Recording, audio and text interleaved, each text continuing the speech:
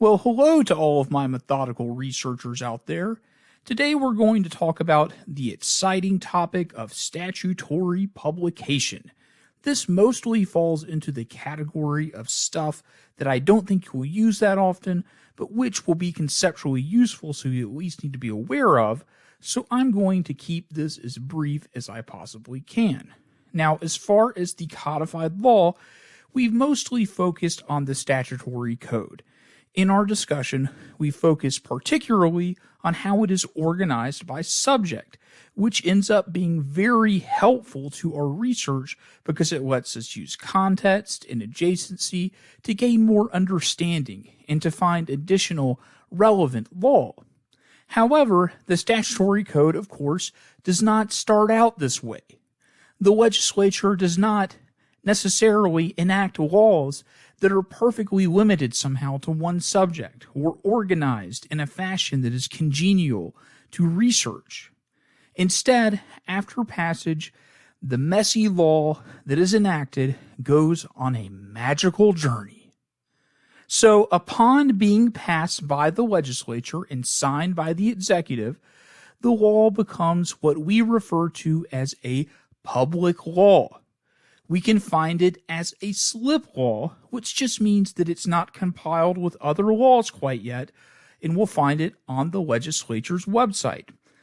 Those laws are in the form that the legislature enacted the law, which means that it can often be substantially more difficult to understand them than it is with just the ordinary statutory code. Most of that difficulty is going to come from the fact that they will often make explicit reference to the specific ways that they're going to make changes to the statutory code. So in order to understand them, you're definitely going to need to be able to refer to the existing statutory code while you're reading them. Now, next, all of these public laws that we can access in the form of slip laws, these public laws will be compiled each year into a collection of session laws.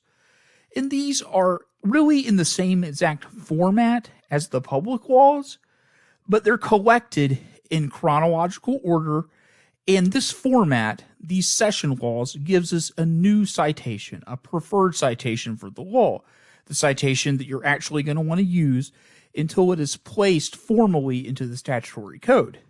And for federal statutes, we're going to call these collections of session laws the statutes at large. And for Georgia, it's easy. They're just called Georgia laws. Pretty easy stuff. And of course, you should recognize both of these citations from the history/credits sections of the statutes that we looked at so far. Those citations are formatted in that way to allow you to track how a particular statutory section starts out as a public law and was then compiled into the session laws before it ultimately reached its ultimate form and became part of the statutory code. Yeah, and that is the final step of this process of statutory publication. Publication in the statutory code.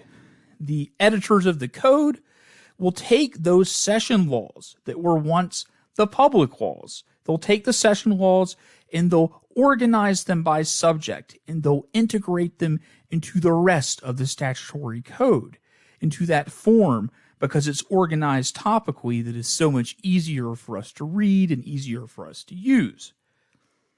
So this process of statutory publication, wherein the laws that are passed by the legislature realize their most perfect form as part of the statutory code, it's not going to come up that often, but it will most commonly come up when you're researching legislative history, or if your research involves perhaps a new law, one that hasn't yet been codified and actually integrated into that statutory code.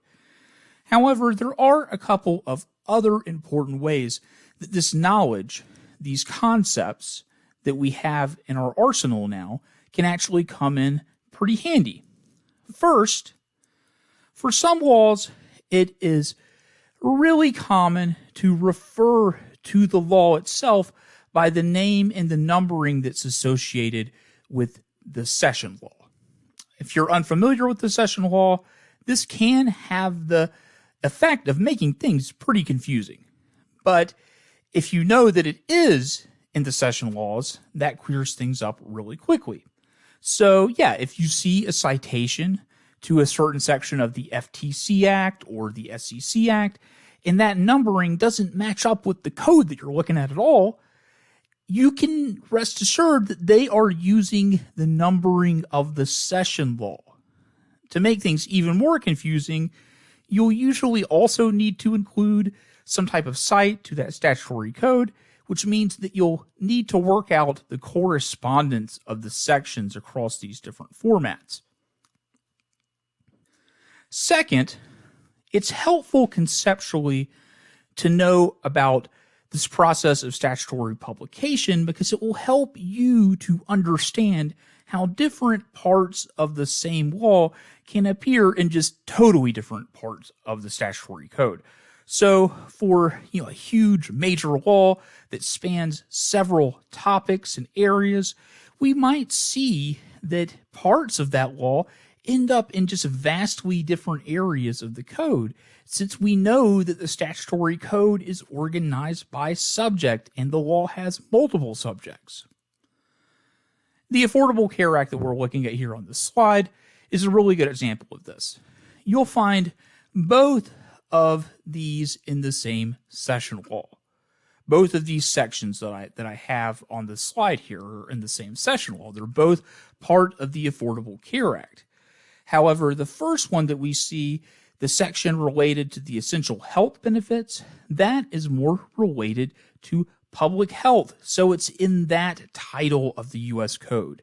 But the second, the so-called individual mandate, that relates to a tax penalty. So it's located in the title of the code about revenue and taxes. But ultimately, they're both part of the same law. They're both part of the same session law. So they are related in that sense. So yeah, that is statutory publication. Laws are passed by the legislature, compiled into the session laws, and then integrated into the larger statutory code where everything is organized by subject. Okay, that's all I have for now. Until next time.